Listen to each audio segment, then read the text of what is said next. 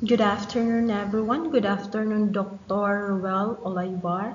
So I'm here to tackle about the 1987 Philippine Constitution and Education.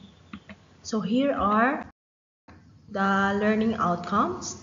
First is you need to identify the key provisions of the 1987 Philippine Constitution related to education. So we need to identify first the different provision of the 1987 Philippine constitutions that related to education. So next is to analyze how the constitution influences educational policies and rights. So we need to analyze the different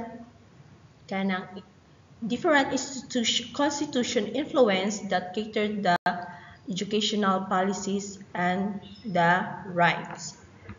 So, what are the 1987 Philippine Constitution? So,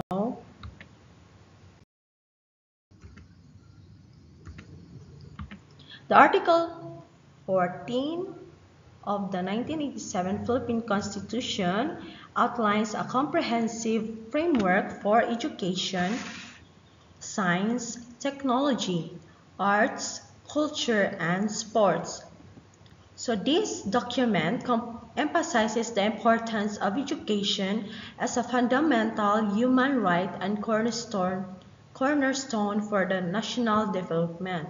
So it outlined the state's commitment to fostering a well-rounded and developed citizenry through the comprehensive approach to education, cultural preservation, and scientific advancement. So the Philippine Constitution plays a fundamental role in shaping educational policies and ensuring the rights of Filipino citizens to quality education. So the 1987 Constitution, in a particular, includes several provisions that establish education as a priority of the government, emphasizing its role in the national development and individual empowerment. So it also emphasizes the right to education, academic freedom, scientific progress, cultural preservation, and sports development as essential for national development. So there are four types, or the Philippine constitutions have the quality of education, or the freedom, or the academic freedom, scientific progress, the cultural preservation, and the sports development. Next, so there are the Article 14, Education, Science and Technology, Arts, Culture, and Sports. First is the Section 1 to 5. So it is the education. So this section is to have the right to education. The state recognizes education as a fundamental right and shall work to make it accessible to all at all levels. So it is to have a compulsory and establishing a complete, adequate, and integrated system of education. So making elementary education compulsory and have free education, providing free from secondary and also in the tertiary education or in a public institution. Also encouraging non-formal in indigenous learning system. So example, the ALS or alternative learning system. So it encompasses and it gives a free education to the students, and also offering a scholarship and incentives for deserving students. Then it also have to support the teachers. So the states ensures that the teacher receive an adequate compensation and that the teaching profession is improved to the quality training. So it also have that the teacher must provide rights and receive adequate compensation based on their work or on their profession or teaching profession. So also we need to enhance that the teacher have gone training or attend seminars, so that needs to be improved and needs to be attained in the education. Next is the section 6 to 7. It is the language policy or the language provision. So it tackles about the official language. So the Filipino language is our national language in the Philippines, while the English remains an official language. So there are different dialect or regional languages that we need to that we need to recognize. So recognize as auxiliary medium of instruction. So in the different region in the Philippines, so there are many region or dialect languages that needs to have a medium of instruction of the teaching learning process. Next is the section 8 to 13, the science and technology. So the states gives priority to scientific research, invention, and innovations. It promotes technology transfer and support for local scientists. So it helps them by doing some intervention or doing some different research and to have a innovation by using the technology. Next is the section 14 to 18, the arts and culture. So it encourages the preservation, enrichment, and promotion of the Filipino culture. So there are different Filipino culture that we must need to attain. So ensure the protection of the national cultural heritage and also to support the artists and cultural workers. So that states in the section 14 to 18. So next is the section 19 to 20. It is the sports development. So these states recognize the importance of sports in nation building. It encourages grassroots to sports development. Ensure that the athletes receive a necessary support and training. So this section must have the priority of the athlete. So it must have the prior support and training to them. So next. So these are the key constitutional provision on education. So first, section 1, the right to education. So education is a fundamental right and essential tool for national development. The state shall protect and promote the right of all citizens to quality education at all levels. So education must be made accessible to all. So the significance of this section is to ensure that every Filipino has the right to receive education, and the government must take active steps to guarantee access to schools and learning opportunities. So the government must take steps to make education accessible to all levels, at all levels. So it is important to establish and to make action in order to all students to have a quality education. Next, section 2 is free and compulsory education. So the states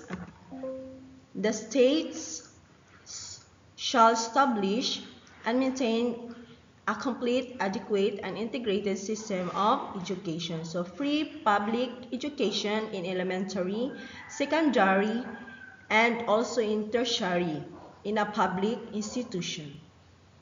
So elementary education shall be compulsory for all children. So there are laws such as Republic Act number 6655, the Free Public Secondary Education Act of 1988. And also the Republic Act number 10931, the Universal Access to Quality Tertiary Education Act for free tuition in the state university and colleges. So these lead to policies such as the K-12 curriculum program, RA 10533, and the Universal Access to Quality Tertiary Education Act, RA 10931, which offers free tuition in state universities and colleges. So that is the section number 2. So next is the section number 3, the goals and values of education. So it instilled that this section must have patriotism, nationalism, and moral character among the people. Then it promotes love of humanity, respect for human rights, and civic responsibility. So it can develop a critical thinking, a scientific and technological skills, and vocational efficiency. So it strengthens the cultural identity and appreciation of natural heritage. So that is the section number 3. So next is the section number 4. So the section number 4, academic freedom and private education. So the state recognizes the role of private schools in the education system. It encourages of all public and private education institutions, the government exercises reasonable supervision and regulation over all educational institutions. And also, the schools and the universities shall enjoy the academic freedom. So the higher education institutions are granted for academic freedom, allowing them to determine their curricula, the policies, and internal governance without excessive government interference. And it also ensures that intellectual independence in universities and colleges.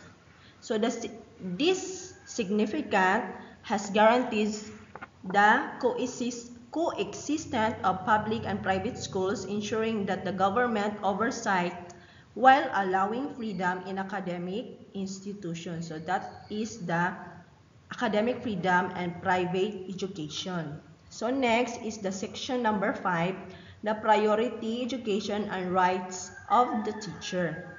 So education shall receive the highest budgetary priority. So it can guarantee of decent salaries and give some benefits for the teachers. So the state shall protect and promote the rights of all teachers, all students, and all school personnel.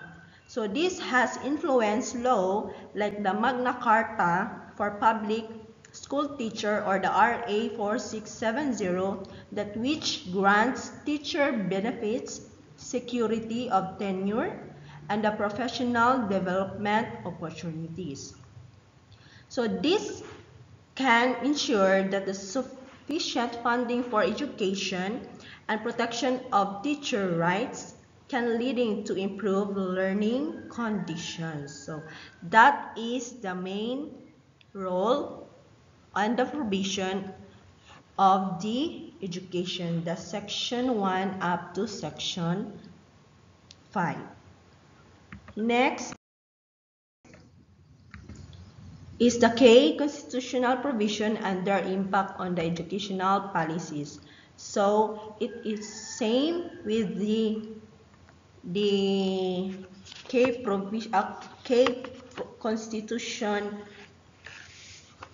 of the 1987 Philippine Constitution. So first, the right to education is the section 1. Next is the state responsibility in the education, which is section 2. Compulsory elementary and secondary education, section 3. 2, paragraph 2, and the Free Public Education, section 2, paragraph 3. So the right to education, section 1, the Constitution guarantees that the state shall protect and promote the right of all citizens to quality education at all levels. So this has the law or policies ensuring a free and accessible education, which is the Free Public Primary and Secondary Education Act and the Universal Access to Quality Tertiary Education Act, RA 10931. The state responsibility in education, section 2, it is mandated to establish and maintain and to support a complete, adequate, and integrated system of education. So the result or this reform is such like the new curriculum, which is the K-12 education system, which extended the basic education cycle to align with international standards. Next is the compulsory elementary and secondary education. Section 2, paragraph 2 state that the law mandates compulsory elementary and high school education for all the children. So the policies such as the Department of Education Child Protection Policy, ensuring that the children stay in school and have a complete basic education. Next is the Free Public Education Program, section number 2, paragraph 3. It consists that the states of the government shall provide free public education in elementary and high school and work toward making college education accessible, as well as the tertiary education must have free education or must have access to all children. So this has led to the government initiative like the TES or the Tertiary Education Subsidy and Scholarship Programs for the underprivileged students. So that is the free public educations to all children or to all students. Next is the prioritization of education in the budget, section 5. So the Constitution requires the highest budgetary allocation to go to education. So this ensures sustained funding for public schools, teacher salaries, infrastructure, and learning materials. So it also must have to have more allocate funding in education. So next is the academic freedom, section 5, paragraph 2. The higher education institution or HEIS have academic freedom, allowing them to design their curricula and policies. So this impact how universities operate, ensuring flexibility in research, instruction, and governance. Next is the recognition of the role of teachers, section 5, paragraph 4. It states or ensures that protection, support, and training for teachers. So this has resulted in laws such as the Magna Carta for Public Teachers or the RA 4670, which safeguard teachers' rights and welfare, and also to promote safetiness for the teacher. So that is the different impact on education of the Philippine Constitution. So conclusion, the 1987 Philippine Constitution lays the foundation for educational policies by ensuring access to have quality and inclusivity in education. So it influenced laws that support free education. So there are different they are different laws that mandated by the law by our government to have a free education. It influenced the law that support free education, teacher rights, alternative learning, and academic freedom, shaping the nation's educational landscape. So, next is, here are the key points of Article 14. First is education as a fundamental right. So it is stated that the education must free among or accessible to all learner. Next, free and compulsory basic education. The students must access the free education and have the basic education also. Next is the protection of academic freedom. Next is the promotion of science, research, and technology, and the preservation of arts, culture, and indigenous heritage. And also the development of sports and physical education. So it is important to enhance and to develop the sports, especially the learners, to improve their skills, not only skills but in the academic curriculum.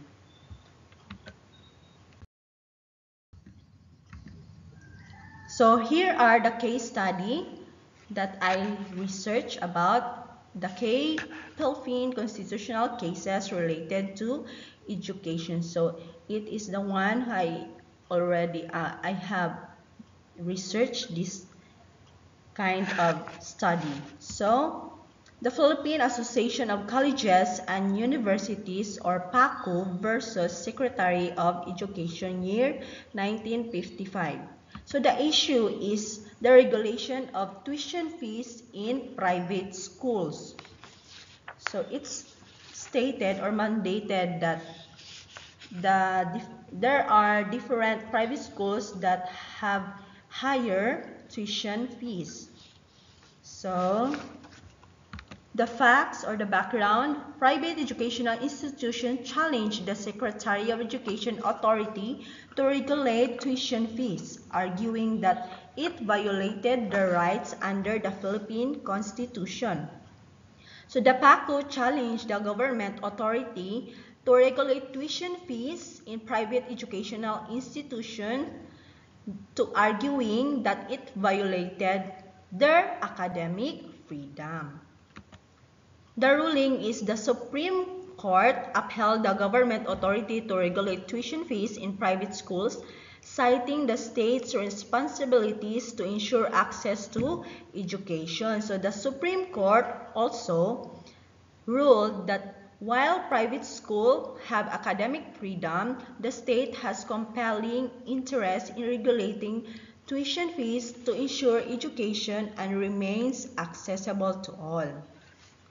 So the impact is this decision affirmed that government role in overseeing private education and maintaining reasonable tuition rates.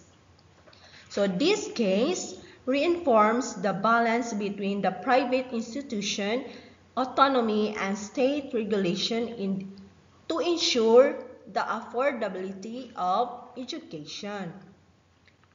So this is to have the state regulation and private institution autonomy. So it is important to oversee or reinforce the principle of that education is a public service that the government can oversee. So this case is significant, and it is significant and illustrate the Philippine Supreme Court has interpreted and applied the Article 14 of 1987 Constitution various in educational context. So the ruling emphasized the balance between state regulation and institutional autonomy. So the role of education in national development and the protection of constitutional rights. So the evolving jurisprudence on education continues to shape the policies that ensure access or to ensure access the quality and equitable education in the Philippines. So that is what I researched about the case study based or constitutional cases related to education. So that would be my task. So there are case analysis, the task or the discussion. Based on the discussion, you are conducting or conduct a written analysis of a constitutional case related to education. So you may cite at least one case study that make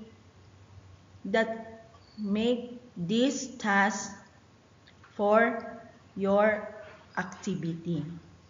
So that would be all. I will sending the rubrics of the case analysis or the case studies in order for you to answer the activity.